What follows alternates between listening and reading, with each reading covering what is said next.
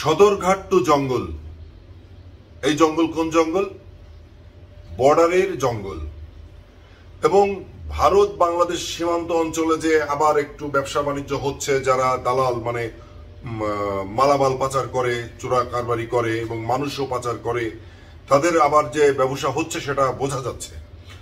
কেননা গতকাল যিনি ধরা পড়লেন, বহুল আলোচিত, সমালোচিত এবং পরিচিত সেই সাবেক বিচারপতি, তাকে হাইকোর্টের বিচারপতি শামসুদ্দিন আহমেদ মানিক। তার আগে একটু বলি, যেহেতু আমি এখানে লিখেছি থাম্বনেইলে যে একজন দাড়ি রাখলেন, একজন দাড়ি কাটলেন। জীবন বাঁচাতে, নিজেকে বাঁচাতে একজনের অনেক বড় দাড়ি ছিল, তিনি সেই জীবন বাঁচাতে দাড়িটা কেটে তিনি সদরঘাটে ধরা পড়লেন এবং তার সঙ্গে ছিলেন সাবেক আইনমন্ত্রী, আমরা দেখেছি। আর একজনকে আমরা দেখলাম কি, তাকে আমরা কখনোই দাড়ি দেখিনি, তাকে আমরা দেখলাম শ্বশ্রুমণ্ডিত, তিনি দাড়ি রেখেছেন। কিন্তু আসলে দাড়ি কাটলে বা দাড়ি রাখলে কি মানুষের চেহারা পরিবর্তন হয়ে যায়? হয়ে যায় না। আমরা সালমান এফ রহমান সম্পর্কে তো মোটামুটি জেনেছি। আজকে একটু বলি যে দাড়ি রেখেও এবং জঙ্গলে পালিয়েও তিনি রেহাই পেলেন না। এই যে সাবেক বিচারপতি শামসুদ্দিন আহমেদ মানিক, তাকে আমরা দেখলাম কোথায়? তাকে যে ভিডিওগুলো এসছে, কিছু কলা পাতা দিয়ে বিছানা তৈরি করা হয়েছে, তিনি সেখানে শুয়ে আছেন এবং তিনি তখন কথা বলছিলেন, সম্ভবত একটু কম বয়সী ছেলে পেলে হবে বোধহয়, তাদেরকে বলছিলেন যে তোমাদেরকে আমি পয়সা দেবো, আমার ভাই বোন দেবে, এই টাইপের। আর ওরা বলছিল না না, আমাদের টাকা পয়সার দরকার নেই। তখন উনি কলাপাতায় শুয়ে আছেন এবং কি অবস্থায়, মানে জীর্ণ অবস্থা, তার জামা কাপড়ে ময়লা, তার চেহারার ভেতরে এক ধরনের বিধ্বস্ততা চলে আসছে। মনে হচ্ছে উনি কয়েকদিন খাননি এবং ওখানে যে উনি গেছেন, যে লুকিয়ে লুকিয়ে গেছেন, সেটাও ওনার চেহারার মধ্যে একটা ভীতু ভাব, সবকিছু মিলিয়ে একটা বিধ্বস্ত মানুষকে আমরা দেখলাম। কিন্তু একটা জিনিস খুব খটকা লাগছে যে উনি তখন শুয়ে শুয়ে বলছিলেন যে আমি অন্য দেশে চলে আসছি কি দেশে ফেরার জন্য। তাহলে উনি কি ভারতের মধ্যে ঢুকেছিলেন?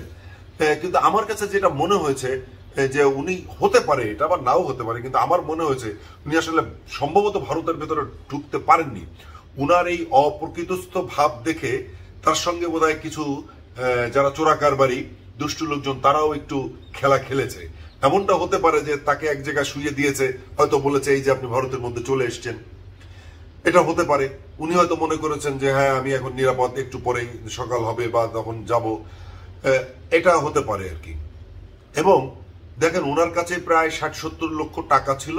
সেই দুষ্কৃতিকারীরা যখন টের পেয়েছে যে ওর কাছে টাকা আছে, তাকে পিটিয়ে টাকাটাও নিয়ে নিয়েছে।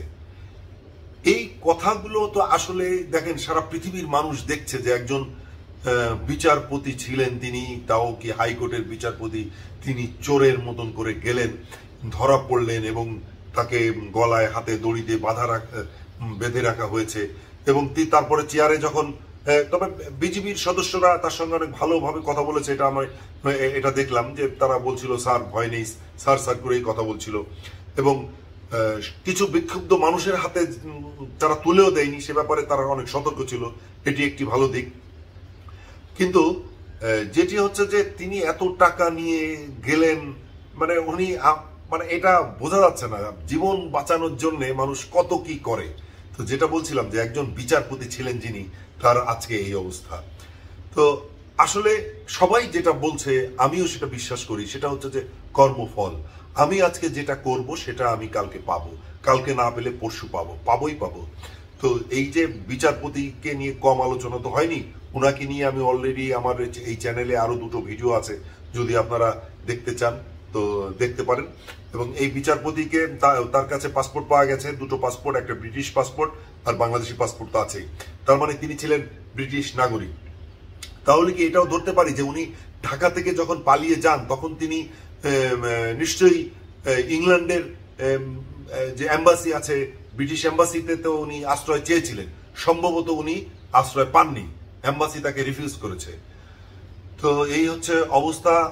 আর উনাকে তো আজকে শুনলাম যে সিলেটে আদালতে তোলা হবে, তারপরে ওনার বিরুদ্ধে যে অভিযোগগুলো আছে, হয়তো মামলা তো হয়েছে শুনেছি, আরো হয়তো অভিযোগ আসবে। তো এই ছিল আজকে যে সদরঘাট টু জঙ্গল মানে গভীর জঙ্গল, ভারতীয় সীমান্তের জঙ্গল।